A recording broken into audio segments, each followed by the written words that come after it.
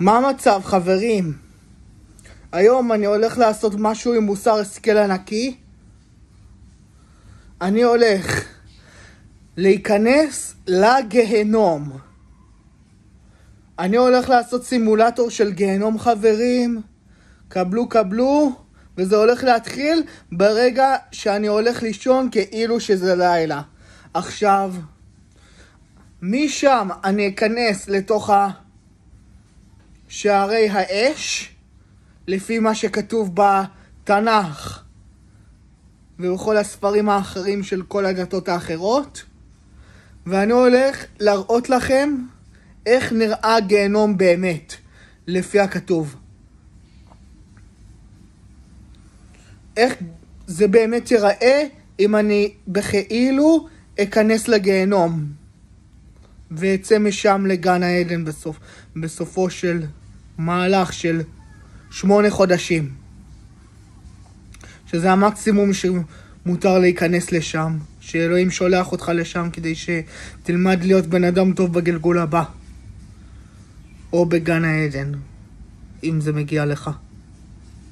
עכשיו, לפני שאני אלך לישון בכאילו, אני רוצה להסביר לכם דבר ראשון, זה לא הולך להיות באמת גיהנום, הכל שם פייק בקיצר, וזה רק למען הלימוד והאכלה של בני אדם אחרים מסביבכם.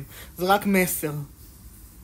דבר שני, אין שם אש כלל וכלל, ודברים מסוכנים לא יהיו שם, כמו שכתוב שיש בגיהנום האמיתי, שזה לא מסוכן גם אז, כי אנחנו לא יכולים למות מהגיהנום, אלא אם אלוהים יבחר זאת, ויהרוג לנו גם את הנשמה. יאללה, בוא נתחיל.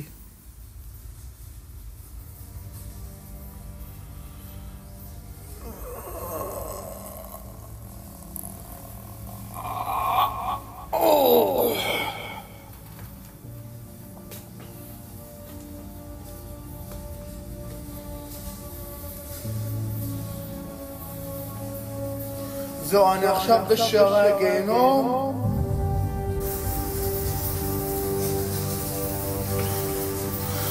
אוקיי, עכשיו אני נכנס לשערים של מה שנקרא שערי הגיהנום עם האש. פה האש אמור להפסיק.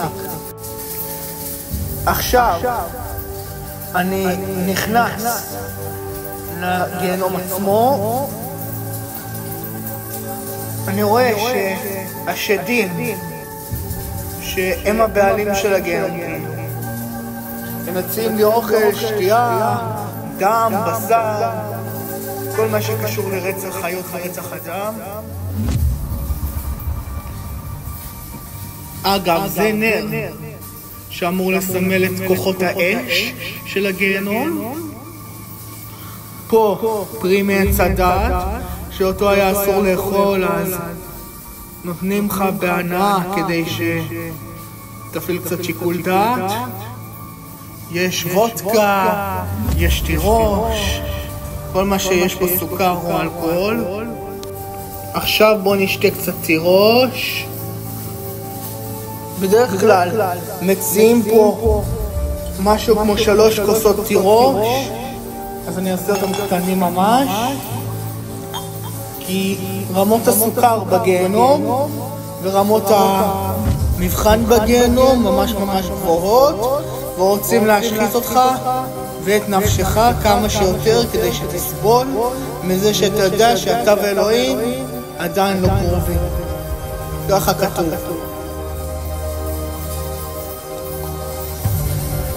טוב, ראיתם את הרעיון? שנפסיק עם זה. יש מלא מדורות בגיהנום, אז בואו נתחיל עם העונשים הקלים יותר. אתה הולך לעבודה, אתה צריך לבנות עכשיו פסל עם זה. עכשיו, איך אתה תעשה את זה? תצטרך להביא חומרים כמובן. אז בואו נבנה פסל. וכאילו מעץ. חותך עץ, תראו אני חותך אותו, יום אחד עוד יהיה לי פסל פה באזור הזה. ויאמר השם, כדי לאכול תצטרך להביא את האוכל אל המחלקה שלך, אל המדורה שלך. אז בוא נביא אוכל למדורה שלנו. אני אעשה לזה סימולציה קטנה רגע, כדי להראות את כוח העבודה הקשה שמבקשים ממך לעשות במקומות כמו הגיהנום או ככה כן. זה כל הרעיון של עונש. אתה צריך לסבול ולהרגיש את החטאים שאתה עשית בתור בן אדם. נביא אוכל במדורה שלנו, זה קשה לי, אבל אני אעשה את זה כי ככה זה בגיהנום.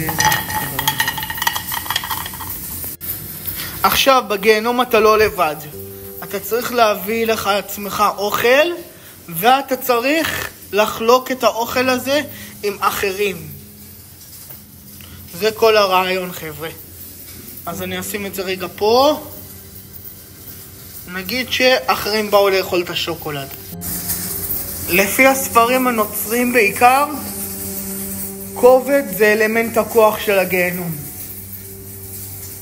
כמו שלנשמה שלך כואב וכבד, אתה צריך להקשות על זה עוד, להקשות על זה, כדי ללמוד מהחטאים שלך.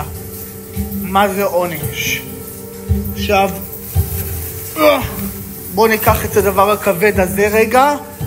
באמת כבד לי קצת, כי היד שלי קצת זזה.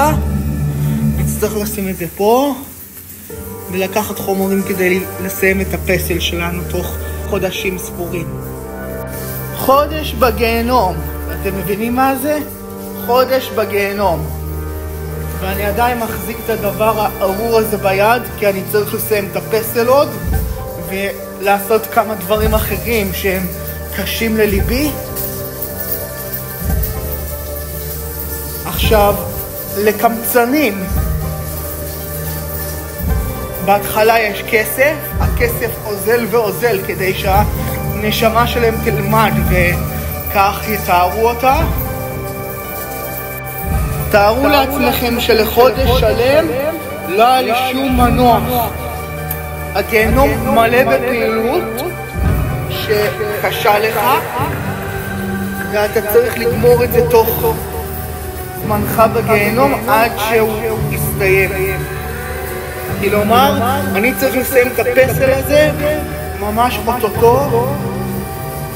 נגיד שלי יש חודשיים בגיהנום מראש, אני צריך לסיים את הפסל תוך חודשיים, אפילו יום אחד לפני.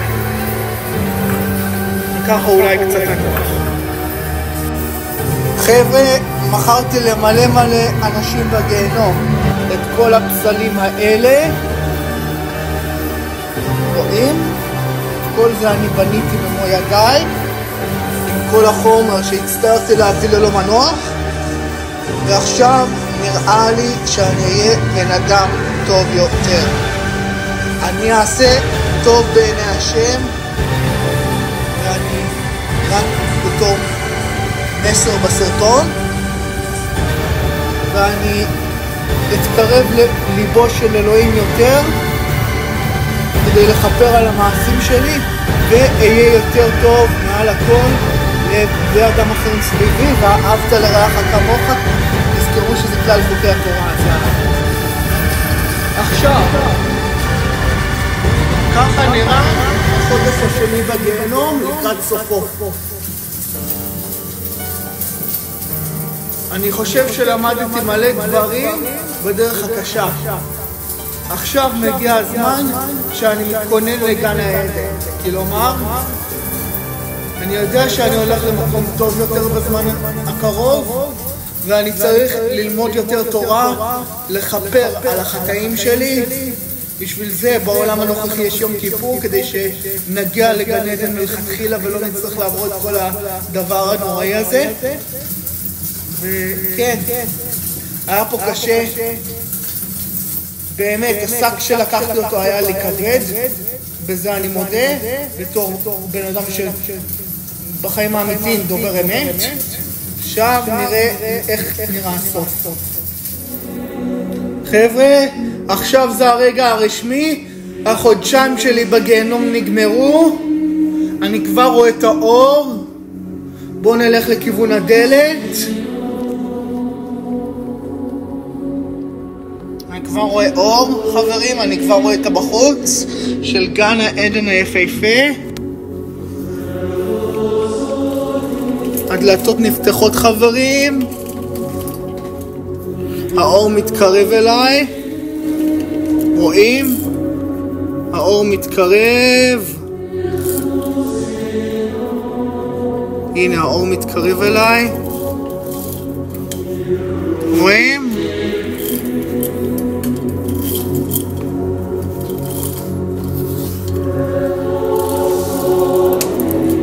רואים? עכשיו גן העדן נפתח לאט לאט. ועכשיו חברים, אני רשאי להיכנס לגן העדן. תראו איזה יופי. בשביל זה היה שווה את כל המהלך. כל התהליך הנוקשה הזה. תודה רבה חברים, ומקווה שלמדתם מזה את כל המסר התנ"כי שהעברתי לכם, ותהיו בני אדם יותר טובים בלב. פחות תתעסקו בכסף ובחרא. יאללה, ביי.